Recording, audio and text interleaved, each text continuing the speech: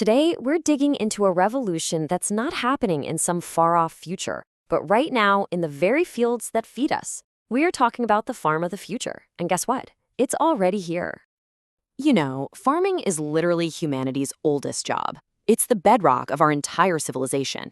But today, it's facing this kind of perfect storm of challenges that is pushing this ancient profession to its absolute limit.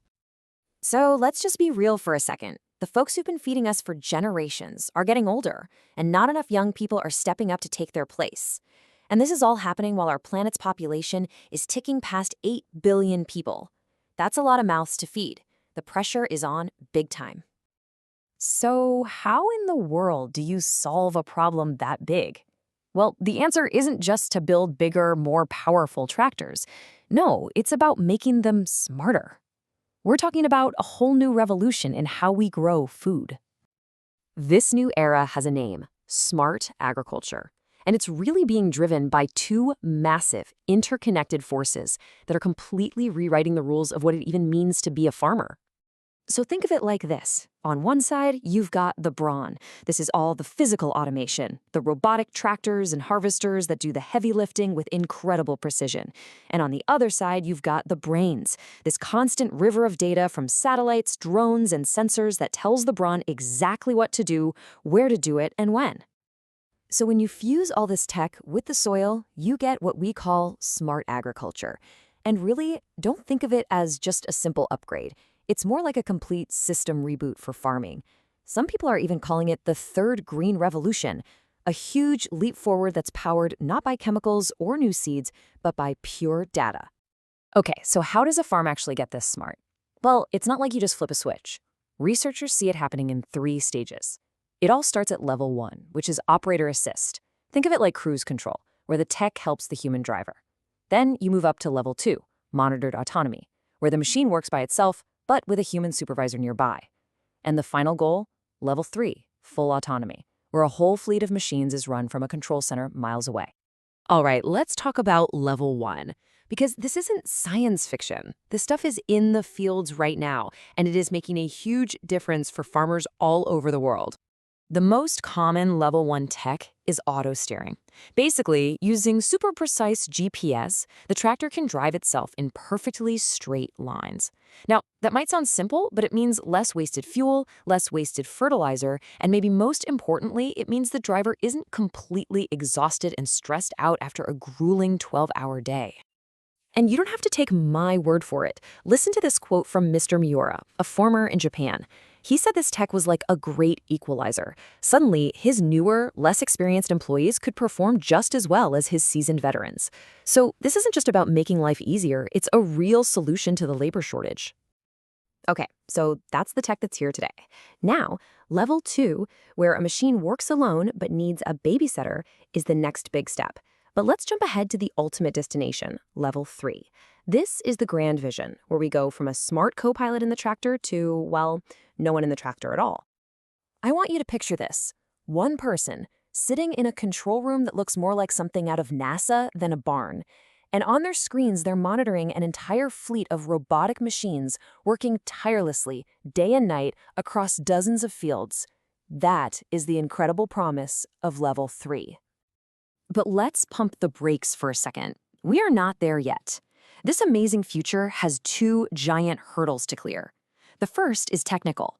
You need a perfect, high-speed connection. A half-second of lag is annoying on a video call, but on a 10-ton tractor, it's a huge safety risk. And the second hurdle is legal. Right now, in most places, you can't just have a driverless tractor cross a public road to get to the next field. The laws just haven't caught up yet. Okay, so that covers the brawn, but none of that awesome robot power works without the brains. So let's pivot and talk about how these smart farms get all the data they need to make smart decisions. The 2 main tools here are satellites and drones, and they provide 2 different kinds of intelligence. Think of satellites as your general, giving you the big picture strategic overview of all your land on a regular schedule. Drones are like your special ops team. You see a potential problem on the satellite map, you send in a drone to get a super high-res tactical look at what's going on right now. And this is where the farm's brains gets almost superhuman senses. These sensors can see things that are completely invisible to us. They can spot stress in plants, see where the soil is too dry, or find a nutrient deficiency long before a farmer could ever spot it just by walking the field. It's truly like giving the farm a medical checkup from the sky. So you have these unbelievably detailed maps of your fields. Now what? I mean, data by itself is pretty useless.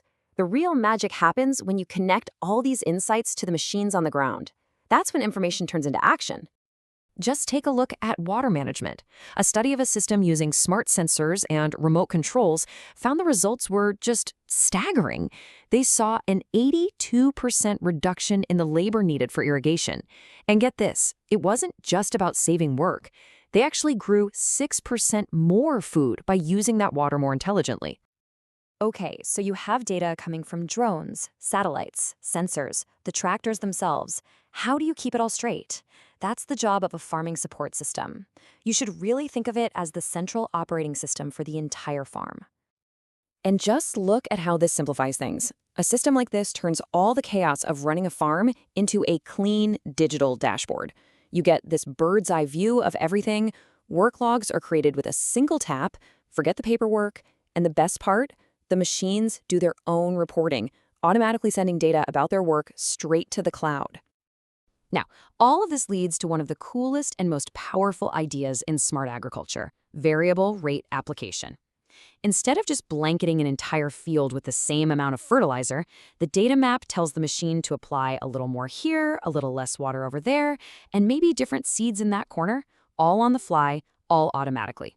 It is the absolute peak of precision. So we've seen the automated brawn and the data-driven brains, but why does any of this matter to you and me? Why should we care about what's happening in some field in the middle of nowhere? Well, because this is about so much more than just profits for farmers. This is about food security for everyone. It's about building a food system that's more precise, more sustainable, and more resilient, so we can grow more food with less waste and less environmental impact. This is a critical piece of the puzzle for feeding our planet. And that brings us to one last really big question to think about. As the machines get smarter and take over the physical work, the role of the farmer is going to change more in the next 20 years than it has in the last 2,000. So what does it mean to be a farmer when your most important tools are a drone, a tablet, and a fleet of robots? That's the question we're all going to be watching unfold.